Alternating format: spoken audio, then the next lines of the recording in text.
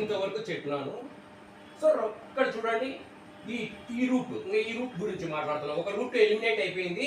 Next ఇప్పుడు ఈ route ఈ స్టెప్ నుంచి మాట్లాడుతున్నా. ఇది కాదు, ఇదో ఇక్కడి నుంచి ఈ రెండింటి నుంచి కామన్ ఏమొస్తుంది? ఈ రూట్ గురించి ఆలోచించండి. దీని గురించి ఆలోచించండి. ఏది చేస్తున్నారో ఆ పైన దాని గురించి మీరు చూడవద్దు. ఇదే ఈ రూట్, దీనికంటే చిన్న రూట్. ఈ రెండింటి నుంచి కామన్ ఏమొస్తుంది? 2 కామన్ వస్తుంది. చూడండి ఈ రూట్లో 2 ఈ రెండు టర్మ్స్ నుంచి కామన్ వస్తే 1 ప్లస్ cos 2 θ. ఫస్ట్ టర్మ్ లో 1 మిగిలా, 2 బయటపడితే సెకండ్ టర్మ్ లో 2 బయటపడితే cos 2 θ మిగిలా. సో ఇక్కడ ఈ 1 ప్లస్ cos 2 θ బదులు ఇక పవర్ ను మల్టిపుల్ యాంగిల్ గా ఇదే ఫార్ములా. ఇక్కడ 2a ఉంది. 2a 1 plus cos 2a is equal to 2 cos square a.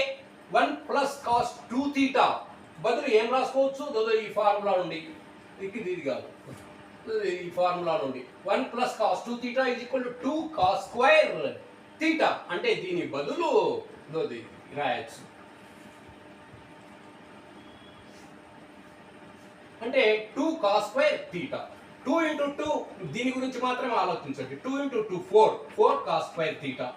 So ఈ 4 cos సేమ్ అదే ఫస్ట్ రూట్ లో ఏం సింప్లిఫికేషన్, ఏం సూత్రాలు అప్లై చేస్తున్నామో అదే కొద్దిగా మారుతాయి ఫార్ములాస్ అప్లై చేయడం. అంతే, ఆ యాంగిల్ని బట్టి, రైట్ సైడ్ ఉండే యాంగిల్ని బట్టి మారుతుంటాయి ఫార్ములాస్.